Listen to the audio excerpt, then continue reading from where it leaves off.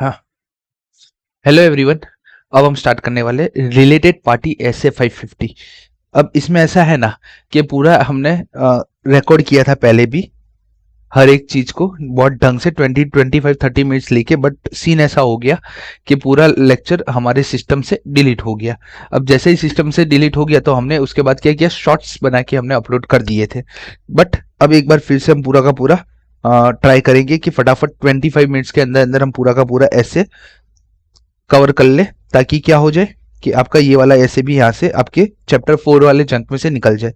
ठीक है, तो सबसे पहले रिलेटेड पार्टी। तो रिलेटेड पार्टी की डेफिनेशन करना इंपॉर्टेंट है, किसी भी एग्जाम में कभी भी पूछी जा सकती है। ठीक है, तो रिलेटेड पार्टी, तो डेफिनेशन ऑफ रिलेटेड पार्टी ऐसे कौन सा ऐसे है हमारा SA 550 related party. Definition of related party, तो party that is either, party that is either, इधर मतलब नंबर 1 भी हो सकता है या तो फिर नंबर 2 हो सकता है। ठीक है, तो नंबर 1 में क्या बोला कि related party as defined in the applicable financial reporting framework. जो भी रिलेटेड पार्टी है आपकी वो डिफाइन कहां पे होगी, एप्लीकेबल फाइनेंशियल रिपोर्टिंग फ्रेमवर्क में।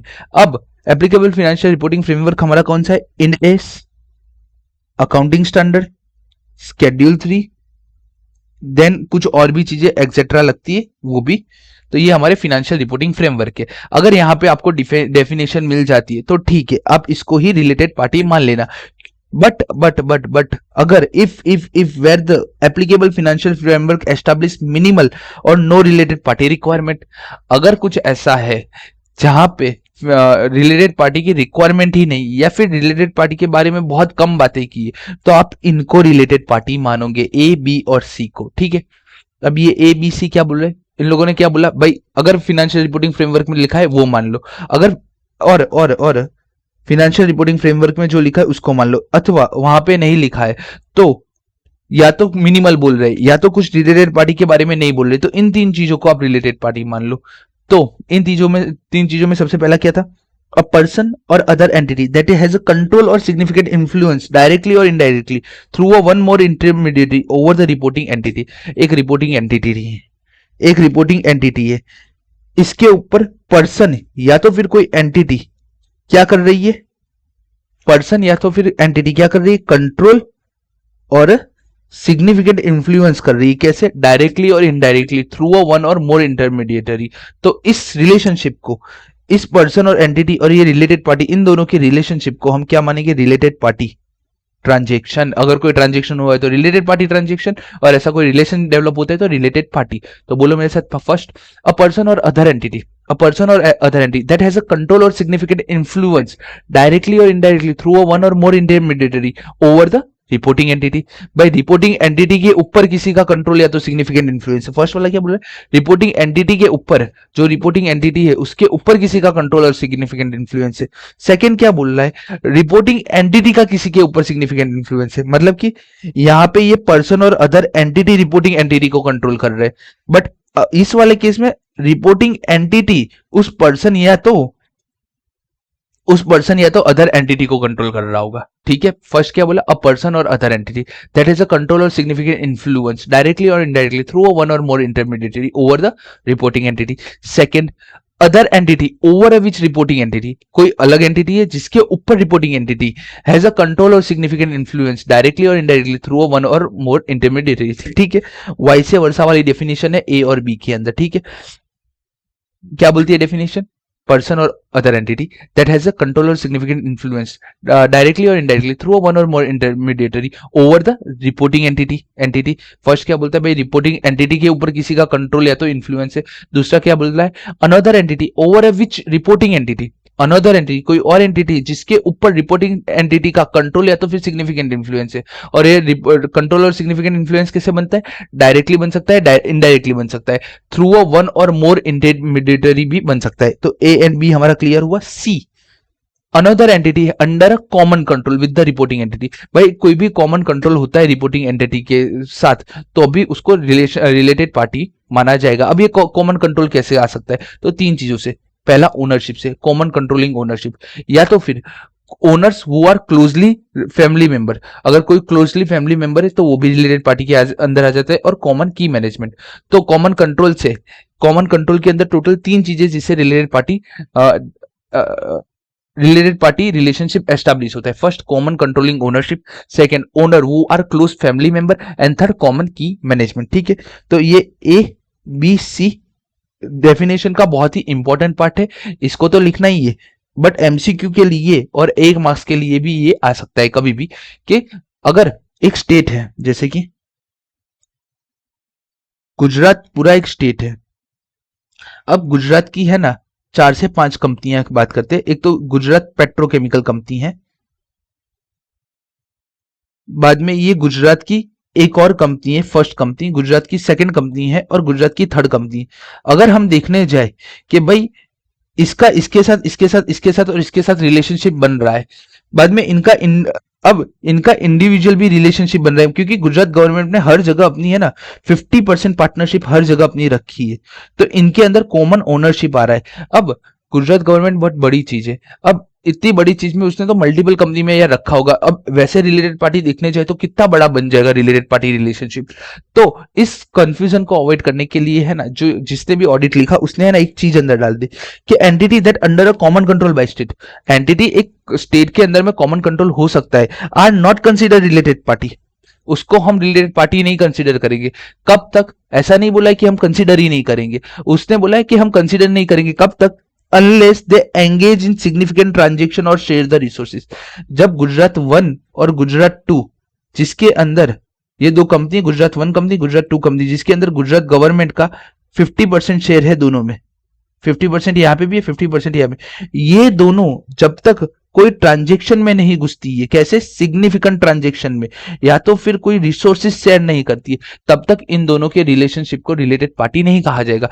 तो however entity there are under a common control by the state are not consider related party until they engage in the significant transaction or share resource to be significant extent with one another. एक significant extent तक जब तक वो लोग resource share नहीं करेंगे तब तक उनको हम रिलेटेड पार्टी नहीं मानेंगे। ठीक है, फटाफट 1 मिनट के अंदर अंदर मैं पूरी डेफिनेशन बोल देता हूं।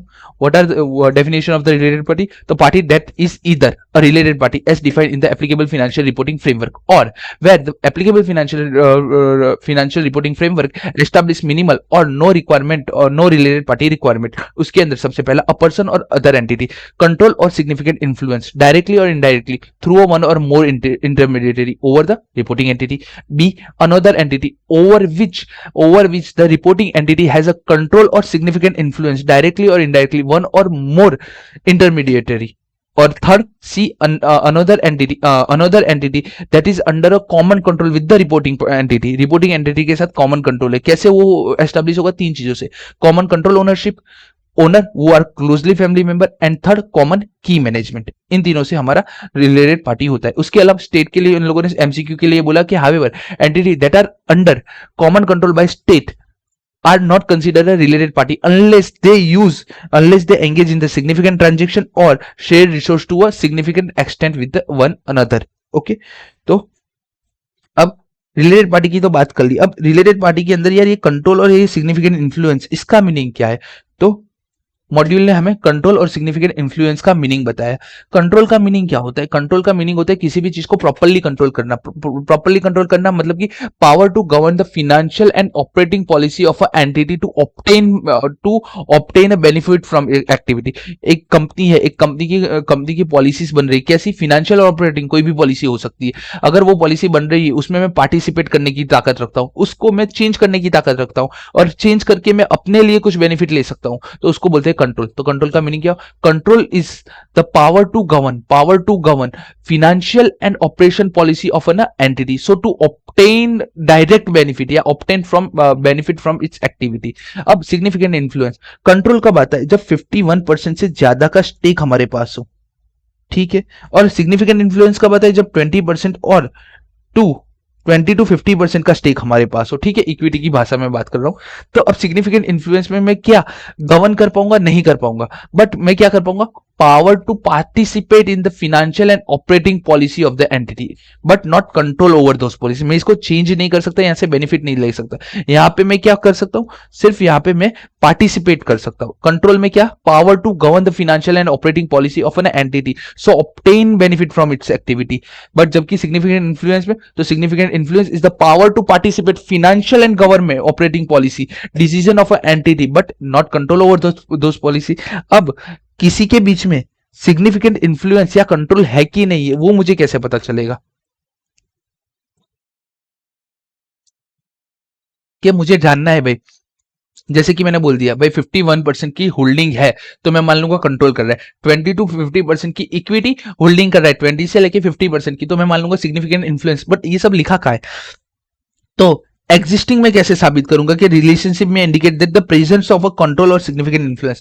कंट्रोल और सिग्निफिकेंट इन्फ्लुएंस है, अगर वो मुझे देखना है तो वो मैं कैसे देखूंगा? तो यहाँ पे इन लोगों ने टोटल 5 चीजें बताई, उसमें से सिर्फ 3 चीजें याद करनी है, चौथी 5वीं चीजें याद करने वाली नहीं है। पहला इन्होंने क्या बोला कि डायरेक्टली और इनडायरेक्टली, मैंने क्या बोला, डायरेक्टली या तो फिर इनडायरेक्टली इक्विटी होल्डिंग कर रहा हूं या फिर अदर फाइनेंशियल इंटरेस्ट एंटिटी के अंदर होल्ड कर रहा हूं। ठीक है, मैं डायरेक्टली या तो इनडायरेक्टली क्या कर रहा हूं, इक्विटी होल्डिंग कर रहा हूं या अदर फाइनेंशियल इंटरेस्ट को होल्ड कर रहा हूं एंटिटी के अंदर, या फिर कोई एंटिटी है। अब पहला है, ये पर्सन की बात है, कोई पर्सन है जो डायरेक्टली या तो इनडायरेक्टली होल्ड कर रहा है या अदर फाइनेंशियल इंटरेस्ट। सेकंड में क्या बोला, एंटिटी होल्ड कर रही है directly or indirectly equity or other financial interest in other entity.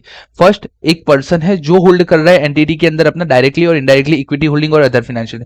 Second क्या बोल रहा है, एक एंटिटी है वो होल्ड कर रही है directly or indirectly equity or other financial interest in another entity, other entity. Okay, तो पहला पर्सन के थ्रू देखो, दूसरा एंटिटी के थ्रू देखो। पर्सन के थ्रू डायरेक्ट और इनडायरेक्ट इक्विटी होल्डिंग और other financial interest in the entity. The entity, जो एंटिटी है वो होल्ड कर रही है directly or indirectly equity or other financial interest in other entity.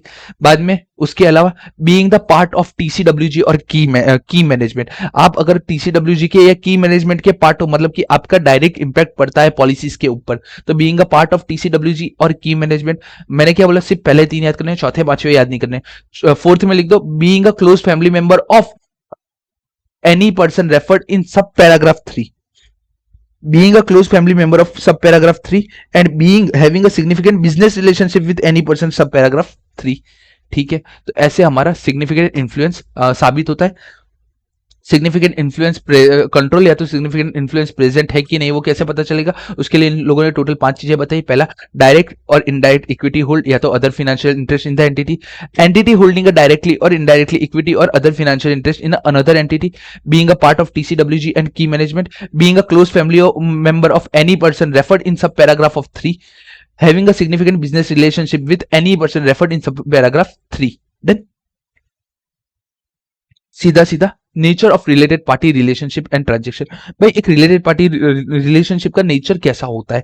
तो समझो, अगर देखो रिलेटेड पार्टी रिलेशनशिप और ट्रांजेक्शन है अपने आप में ही है ना बहुत सारा risk of material misstatement carry करती है। क्यों? समझो, मैं रिलेटेड पार्टी ट्रांजेक्शन में अपने हिसाब से अपना माल सेल कर सकता हूं, तो उसका नेचर हाई है। But on the other hand सोचो कि अगर मैं एक थर्ड पार्टी को जिस जिस जिस टर्म्स एंड कंडीशन पे प्रोडक्ट सेल कर रहा हूं, उसी टर्म्स और कंडीशन में मैं रिलेटेड पार्टी को सेल कर रहा हूं, तो क्या वो नॉर्मल कोर्स ऑफ बिजनेस हो गया? या यस, वो नॉर्मल कोर्स ऑफ बिजनेस हो गया। उस टाइम पे वो कोई भी रोमम कैरी नहीं करेगा। बट जब मैं टर्म्स ऑफ कंडीशन किसी थर्ड पार्टी को जो दे रहा हूं, वो टर्म्स और कंडीशन के अलावा मैं रिलेटेड पार्टी को और कोई बेनिफिट देने की कोशिश कर रहा हूं या टर्म्स ऑफ कंडीशन में वहां पे लिबरल रख रहा हूं, तो क्या यहाँ पे रोमम हाई हो सकता है? यस। क्या बोल रहा है? Many related party transaction in the normal course of business. काफी सारे related party transaction normal course of business में होते हैं। इन सर्कमस्टेंस में carry no higher risk of material misstatement. ऐसे सर्कमस्टेंसेस में वो कभी भी no high risk of material misstatement carry नहीं कर सकते। However, nature of related party relationship and transaction may in some circumstances give the high risk of material misstatement of the financial statement in the transaction with the unrelated party। भाई किसी किसी case में ये हमें high रोमम दे सकते हैं। क्या दोनों जगह इन लोगों ने बोल दिया कि अगर नॉर्मल कोर्स ऑफ बिजनेस में हो रहे तो नहीं देंगे, बट उसका नेचर और रिलेशनशिप और ट्रांजेक्शन ही ऐसा है कि वो देंगे। अब कब वो relationship high risk of material misstatement carry करता है? Nature of related party relationship and transaction high रोमम कब कैरी करता है? उसके लिए यहाँ पे इन लोगों ने तीन एग्जांपल दिए। कौन कौन से? पहला, जो रिलेटेड पार्टी है वो ऑपरेट हो रही है extensive and complex range of relationship and structure. समझो, रिलेटेड पार्टी ट्रांजेक्शन है, उसका रेंज बहुत ज्यादा ही रिलेटेड पार्टी है और वो बहुत ही कॉम्प्लेक्स है और एक्सटेंसिव रिलेशनशिप और स्ट्रक्चर है, तो उसमें है ना आइडेंटिफाई नहीं हो पाती है कई बार रिलेटेड पार्टी। तो related party operate through extensive and complex range of relationship and structure. Second, जो हमारा इंफॉर्मेशन सिस्टम है वो इनएफेक्टिव है। क्या करने में इनएफेक्टिव है? Identify and summarise transaction and outstanding balance between the entity and related party. जो हमारा आईटी इंफॉर्मेशन सिस्टम है ना, वो यार आउटस्टैंडिंग बैलेंस या फिर कोई ट्रांजेक्शन है ना रिलेटेड पार्टी और एंटिटी के क्या हुए ना वो बता ही नहीं पा रहा है। तो इंफॉर्मेशन सिस्टम में भी ineffective at identify or summarising transaction and outstanding balance between the entity and the related party. And third, related party transaction may not be conduct under normal market terms and condition. अगर related party अगर normal market terms and condition पे नहीं हुए तो वो high ROMM कैरी करेंगे। Example दे दो, हाई रोमम कब कब कैरी करेंगे? तो हाई रोमम है ना 3 केस में कैरी करते हैं, यहाँ पे 3 एग्जांपल दिए। सबसे पहला, related party transaction may not be conduct under the normal market terms and condition. ठीक है, पहला related party transaction may not be conduct under normal market terms and condition. उसके बाद अब हमने भाई उनके साथ है ना ट्रांजेक्शन तो कर लिया, बट अब ये जो ट्रांजेक्शन और आउटस्टैंडिंग बैलेंस है ना, वो जो हमारा इंफॉर्मेशन सिस्टम है ना वो इनएफेक्टिव है आइडेंटिफाई और समराइज करने में। तो लिखो ऐसे, इंफॉर्मेशन सिस्टम में भी ineffective to identify or summarizing transaction and outstanding balance between an entity and its related party। ठीक है, एंड थर्ड, रिलेटेड पार्टी में operate through extensive and complex range of structure and relationship. ठीक है, ये है ना एज अ क्वेश्चन हो सकता है और ये 3 मार्क्स में ये लिखने का आ सकता है या 4 मार्क्स में लिखने का आ सकता है एग्जाम के अंदर। ठीक है, बी प्रिपेयर फॉर दिस। मैं पहले भी बोला था May 26 के लिए मुझे लगता है ये वाला पोर्शन इंपॉर्टेंट है। Understanding the entities related party relationship and transaction. भाई हमें एंटिटी का रिलेटेड पार्टी रिलेशनशिप और ट्रांजेक्शन अंडरस्टैंड कैसे करेंगे?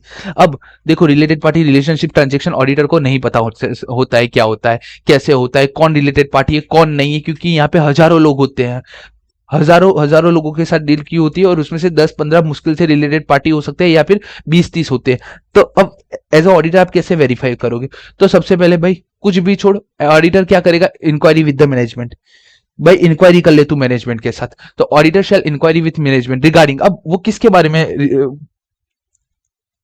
बारे में इंक्वायरी करेगा? तो बोलेगा भाई तू अपने आइडेंटिफाई कर रिलेटेड पार्टी।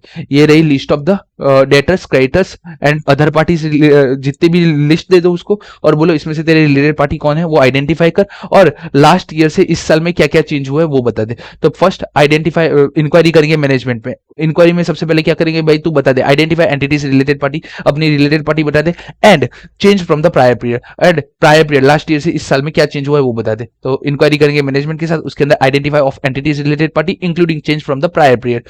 ठीक है, second, nature of the relationship between the entity and related party. ये तूने जो भी मुझे है ना आइडेंटिफाई करके दिए है ना, तेरा और उसका रिलेशनशिप, नेचर ऑफ रिलेशनशिप क्या है, तो आइडेंटिफाई करो। लास्ट ईयर से क्या चेंज हुआ है वो बता दो, बाद में क्या बता दो, nature of relationship between the entity and this related party. And last में भाई तुम ड्यूरिंग द ईयर इनके साथ कोई ट्रांजेक्शन में गए हो, हाँ तो क्यों, उसका टाइप क्या था और उसका पर्पस क्या था वो बता दो। Whether the entity enter into any transaction with the related party during the period, and if so type and purpose of the transaction. Okay, अगर मुझे रिलेटेड पार्टी पता करना है तो मुझे क्या करना पड़ेगा? सबसे पहले मुझे इंक्वायरी करनी पड़ेगी मैनेजमेंट की। मैनेजमेंट की इंक्वायरी में हमें टोटल 3 चीजें करेंगे। मैनेजमेंट को बोलेंगे भाई आइडेंटिफाई कर अपने related party and change from the prior period बता दो। Identify of the entities related party including change from the prior period.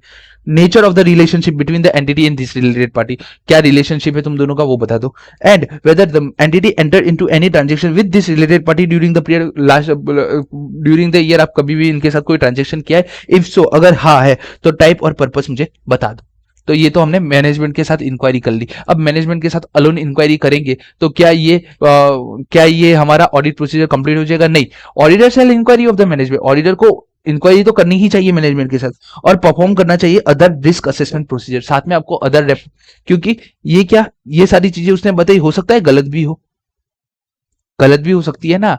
तो मुझे क्या करना चाहिए, मुझे ओरैप परफॉर्म करना चाहिए, मुझे परफॉर्म क्या करना चाहिए, अदर रिस्क असेसमेंट प्रोसीजर। अब अदर रिस्क असेसमेंट प्रोसीजर में जब भी अप्लाई करूंगा, परफॉर्म करूंगा, तो मुझे क्या करना पड़ेगा, सबसे पहले मुझे ऑब्टेन करना पड़ेगा अंडरस्टैंडिंग ऑफ द कंट्रोल।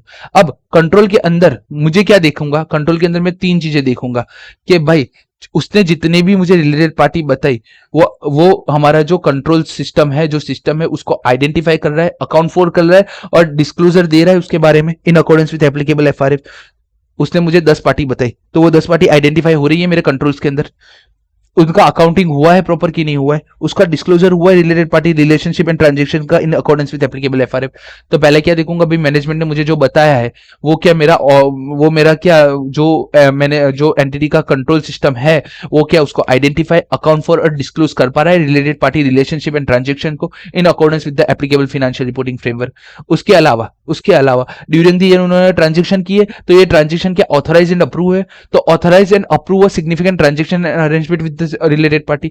उसके अलावा अगर कोई चीज outside the normal course of business हुआ है तो उसको ऑथराइज या अप्रूव किया है, तो authorise and approve significant transaction and arrangement outside the normal course of business. ठीक है, कंट्रोल की अंडरस्टैंडिंग लेते समय मुझे तीन चीजें चेक करने की कि भाई रिलेटेड पार्टी आइडेंटिफाई हो रहे, अकाउंट फॉर हो रहा है, डिस्क्लोजर हो रहा है, related party relationship and transaction in accordance with applicable financial reporting framework. उसके बाद मुझे क्या देखना है, authorise and approve significant transaction and arrangement with the related party. And third, authorise and approve significant transaction and arrangement outside the normal course of business. Okay, last 5 to 10 minutes. Okay, consideration of specific to smaller entity by the auditor. अब जब है ना smaller entities होती है ना, तो वहां पे रिलेटेड पार्टी क्या होता है, छोटी एंटिटी है, स्मॉलर एंटिटी है। तो स्मॉलर एंटिटीज के अंदर क्या होता है, रिलेटेड पार्टी का है ना ट्रांजेक्शन हमें ना, give me a second, publish.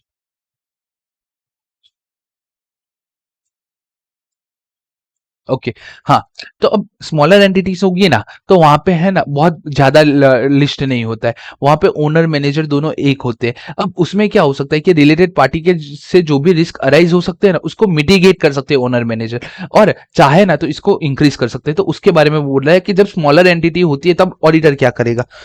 तो सबसे पहले बोला है भाई, control environment in smaller entity is likely to different from the larger entity. भाई जो स्मॉलर एंटिटी का कंट्रोल एनवायरनमेंट होता है वो बहुत ही डिफरेंट होता है लार्जर एंटिटी का। इन पर्टिकुलर टीसीडब्ल्यूजी में not include outside member. Larger entity के अंदर टीसीडब्ल्यूजी और मैनेजमेंट अलग होगा, बट स्मॉलर एंटिटी के अंदर टीसीडब्ल्यूजी कौन और मैनेजमेंट कौन सब एक ही होते हैं। And role of the governance may be undertaken directly by the owner manager rule and no other owner exist. एक ही ओनर होगा, वही गवर्नेंस का काम करेगा, वही टीसीडब्ल्यूजी का काम करेगा, वही मैनेजर का काम करेगा। सीधा सीधा ये कंट्रोल एनवायरनमेंट के बारे में इन लोगों ने बताया है। उसके बाद क्या बोले, control activity in smaller entity are likely to be less formal. ठीक है, छोटी एंटिटी होती है वहां पे है ना हर चीज ढंग से होती नहीं है, तो वहां पे जो भी हमारी कंट्रोल एक्टिविटी होगी ना वो लेस फॉर्मल होगी। एंड स्मॉलर एंटिटी में have no document for procedure for dealing with the related party. Smaller entity के अंदर कोई भी ऐसा डॉक्यूमेंट नहीं होगा जिससे हम जान पाए कि ये लोग रिलेटेड पार्टी के साथ ट्रांजेक्शन कैसे कर सकते हैं, कैसे ये लोग डील करते हैं। ठीक है, owner manager may mitigate some risk of rising this risk. अगर उनको रिलेटेड पार्टी से कोई ज्यादा ही रिस्क आ रहा है ना, तो ओनर मैनेजर एक ही है, तो वो इन रिस्क को मिटिगेट कर सकते हैं या तो फिर इन रिस्क को बहुत ही इंक्रीज कर सकते हैं। ऐसी एंटिटी के लिए क्या करना चाहिए, ऑब्टेन करनी चाहिए understanding of the related party. ऐसी एंटिटी के अंदर आपको क्या करना चाहिए कि भाई आप रिलेटेड पार्टी के साथ कैसे डील करते हो आप हमें बता दो। उनके पास भले ही एक पेपर वर्क ना हो, कोई डॉक्यूमेंट ना हो, लेकिन उनका है ना माइंड में एक प्रोसेस चलता है, तो वो जो प्रोसेस होता है ना वो प्रोसेस आप समझ लो। अब ये प्रोसेस कैसे समझेंगे, through the inquiry of management combine with the other procedure such as observation of management oversight. ठीक है, कभी भी 2 to 3 मार्क्स के लिए आ सकता है, कुछ इस नॉट कुछ ज्यादा इंपॉर्टेंट नहीं है ये एग्जाम के पर्सपेक्टिव से। ठीक है, ठीक है, ओके। May 26 में एक ये वाला क्वेश्चन आ सकता है, ये पूरा का पूरा एज अ क्वेश्चन पूछ लेंगे, या तो फिर इसको क्वेश्चन पूछ लेंगे कि how can auditor verify the existence of the related party relationship and transaction. कि भाई ऑडिटर कैसे वेरीफाई करेगा कि ये जो रिलेटेड पार्टी है वो एग्जिस्ट कर रही है कि नहीं कर रही है। या तो फिर during the auditor should maintain alertness of the related information while reviewing A recording document. भाई ऐसे रिकॉर्ड या डॉक्यूमेंट बता दो जिसको इंस्पेक्ट करने से जिसको इम्पैक्ट करने से मुझे related about the related party relationship और ट्रांजेक्शन के बारे में पता चले। तो यहाँ पे टोटल 12 डॉक्यूमेंट दिए हैं, हमें 10 डॉक्यूमेंट भी याद रह जाते हैं, बहुत है। तो यहाँ पे मैंने नंबर देखिए रखे। एंटिटीज इनकम टैक्स रिटर्न, सबसे पहले एंटिटी का इनकम टैक्स रिटर्न देख लो। एंटिटी का इनकम टैक्स रिटर्न के अंदर है ना शेयर होल्डर्स की इंफॉर्मेशन जाती है, ठीक है, और कुछ मैनेजमेंट डायरेक्टर्स की उन लोगों की भी इंफॉर्मेशन जाती है। तो अब जब इनकम टैक्स रिटर्न देखोगे तो वहां पे से बहुत सारी इंफॉर्मेशन मिल जाएगी। तो एंटिटी का इनकम टैक्स रिटर्न देख लो। बाद में इंटरनल ऑडिट रिपोर्ट देख लो। इंटरनल ऑडिटर को हर चीज के बारे में पता होती है, तो इंटरनल ऑडिटर रिपोर्ट देख लो, ठीक है। उसके बाद आप क्या देख लो, contract and agreement with the key management or TCWG. भाई कोई कॉन्ट्रैक्ट या अग्रीमेंट हुआ है की मैनेजमेंट या टीसीडब्ल्यूजी का किसी के साथ, तो वो देख लो। बाद में significant contract and agreement not in the entities ordinary course of business. जो चीज एंटिटी के ऑर्डिनरी कोर्स ऑफ बिजनेस में नहीं है, वैसे कॉन्ट्रैक्ट या अग्रीमेंट करोगे तो उसके साथ रिलेटेड पार्टी ट्रांजेक्शन होने के चांसेस है ना। यस, तो चार चीजें, पहला एंटिटी का क्या देख लो, इनकम टैक्स रिटर्न देख लो। उसके बाद इंटरनल ऑडिट रिपोर्ट देख लो। उसके बाद क्या करो, कॉन्ट्रैक्ट और अग्रीमेंट देख लो with the key management or TCWG. उसके बाद क्या देख लो, सिग्निफिकेंट कॉन्ट्रैक्ट एंड अग्रीमेंट देख लो जो not in the entities ordinary normal course of business. चार हो गए, याद रहेगा। पांचवा देख लो, देखो पांचवा है ना कॉन्ट्रैक्ट के बारे में, significant contract renegotiation bye entity. कोई भी ऐसा कॉन्ट्रैक्ट है जो सिग्निफिकेंट था और उसको रीनेगोशिएट किया है, वो देख लो। तो कॉन्ट्रैक्ट के ऊपर 3 पॉइंट है, देखो 6, 7 और 10, ये 3 पॉइंट याद कर लो, 5 पॉइंट हो गए। देन 5 पॉइंट हो गए। छठा देख लो, कोई लाइफ इंश्योरेंस पॉलिसी एक्वायर हुई एंटिटी के पास से। अगर देखो कॉर्पोरेट के अंदर लाइफ इंश्योरेंस पॉलिसी नहीं होनी चाहिए, या तो एम्प्लॉय पॉलिसी होती है या ऐसी पॉलिसीज होती है, बट किसी पर्टिकुलर पर्सन के लिए उन लोगों ने पॉलिसी लेके रखी है लाइफ इंश्योरेंस। जैसे रिलायंस में है ना, अंबानी फैमिलीज के लिए उन लोगों ने लाइफ इंश्योरेंस पॉलिसी होल्ड करके रखी होगी। तो ये लाइफ इंश्योरेंस पॉलिसी मुझे क्या शो करता है कि ये रिलेटेड पार्टी हो सकते हैं, इसलिए ही तो इन लोगों ने लाइफ इंश्योरेंस पॉलिसी के लिए। तो लाइफ इंश्योरेंस पॉलिसी कोई ले तो नहीं रखी है, वो देख लो। 6 पॉइंट हुए। 7वां पॉइंट पेंशन प्लान्स देख लो, ठीक है। 8वां पॉइंट शेयर होल्डर का रजिस्टर देख लो। 9वां पॉइंट कोई भी इंफॉर्मेशन सप्लाई हुई by entity to the regulatory authority. Regulatory authority को बहुत सारी इंफॉर्मेशन देनी पड़ती है कंपनी को, तो वो सारी इंफॉर्मेशन देख लो, वहां से भी रिलेटेड पार्टी आपको मिल सकती है। 10वां पॉइंट हमारा ये document associate with the entities filing with the security and regulatory, कि कोई भी डॉक्यूमेंट है एसोसिएट हुए हैं जो फाइल हुए सिक्योरिटी रेगुलेटरी के पास, मतलब कि प्रोस्पेक्टर सबमिट किया है, रेड हियरिंग प्रोस्पेक्टर, तो वहां पे भी बहुत सारे रिलेटेड पार्टी की इंफॉर्मेशन होती है। 12 है, 8 भी याद रह गए, बहुत है अपने को। तो मतलब कि हमें तो टोटल 10 याद करने 5 मार्क्स के लिए, बट हम 8 भी कर लिए ना, तो 4 है, बहुत है। एंटिटी का इनकम टैक्स रिटर्न, सबसे पहला एंटिटी का इनकम टैक्स रिटर्न देख लो। उसके बाद इंटरनल ऑडिट रिपोर्ट देख लो। इंटरनल ऑडिट रिपोर्ट के बाद देख लो भाई कॉन्ट्रैक्ट और अग्रीमेंट हुए with the key management or TCWG. उसके बाद देख लो कोई सिग्निफिकेंट कॉन्ट्रैक्ट एंड अरेंजमेंट हुए not in the entities normal course of business. कोई सिग्निफिकेंट कॉन्ट्रैक्ट रीनेगोशिएट हुए bye the entity during the period. 5 हो गए। छठा लाइफ इंश्योरेंस पॉलिसी देख लो। 7वां पेंशन प्लान देख लो, ठीक है। 5वां, छठा, 7वां पेंशन प्लान देख लो। 8वां शेयर होल्डर का रजिस्टर देख लो। 9वां देख लो कोई भी इंफॉर्मेशन सप्लाई हुई by the entity to the regulatory authority. और एक रह गया, एक कौन सा रह गया, ये वाला document associate with the entities filing with the security regulator. उसके अलावा कोई स्पेसिफिक इनवॉइस या करस्पॉन्डेंस हुआ है, प्रोफेशनल एडवाइजर को दिया है, वो देख लो। उसके अलावा एक हो गया statement of conflict of interest from the management and TCWG. भाई कोई कॉन्फ्लिक्ट ऑफ इंटरेस्ट है मैनेजमेंट और टीसीडब्ल्यूजी का, अगर ये वाला याद नहीं रहता है 12th नंबर का, तो आप ये भी वाला कर सकते हो, conflict of interest from management and TCWG, ठीक है। बहुत है, 10 याद करने बहुत है। एंड इसी के साथ ऐसे 550 हमारा कंप्लीट हो जाता है। 28 मिनट्स में कंप्लीट कर दिया है, ठीक है, बहुत अच्छे से कंप्लीट किया है। तो मिलते हैं अब नेक्स्ट लेक्चर में। लाइक शेयर सब्सक्राइब कर देना। हमने अभी बात की, अभी पहला एक लेक्चर आपको मिल ही गया होगा। तो हमने हमारे 4 मेजर जंग खत्म कर दिए। 501 हो गया है, 505 हो गया है, 510 हो गया है, एंड 550 भी हमारा हो चुका है, ठीक है। अब हम ट्राई करेंगे कि बाकी के जो 4 ऐसे हैं उसमें से कोई एक ऐसे जल्दी से जल्दी आपको प्रोवाइड कर दे। और 28 मिनट हुए, 30 मिनट्स के अंदर अंदर हमारा ये लेक्चर खत्म हो चुका है, ठीक है। ये जो 4 ऐसे किए हैं उसमें से 5 मार्क्स में कोई भी एक क्वेश्चन आने के चांसेस है। 1 क्वेश्चन कौन कौन सा, 501, 505, 550 एंड एक कौन सा रह गया, 501, 505, 510, 550। इसमें से कोई भी एक क्वेश्चन 5 मार्क्स का आप देखोगे अपनी एग्जाम में, ठीक है। तो ये चैप्टर अराउंड 12 to 15 मार्क्स का वर्थ रखता है, इसमें से एक क्वेश्चन 5 मार्क्स का इन 4 एसेस में से होगा ही होगा। कौन सा था? 501, 505, 510, 550। ठीक है, बाकी के ये 4 एसेस में से 1, 2, 3 और ये 4 एसेस में से भी कोई 2 क्वेश्चन तो आपको एग्जाम में देखने को मिल ही जाएंगे। तो be prepare for 1 question coming from this out of this 4 SAs, any 1 question. Okay, मिलते हैं नेक्स्ट लेक्चर में।